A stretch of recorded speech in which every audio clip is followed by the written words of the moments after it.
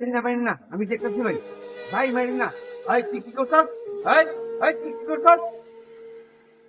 আগে আমি 10 লাখ টাকা? হ্যাঁ? ফোন তুই যা বাই কর, টাকা তোর অর্ধেক আমার অর্ধেক। পাইয়া গেছি ওস্তাদ। বস কি ফাইজলামি করো তো আমার লগে? ওস্তাদ বিশ্বাস করুন ওস্তাদ, ওস্তাদ পাইয়া গেছি ওস্তাদ, পাইয়া আমার সামনে। পয়সা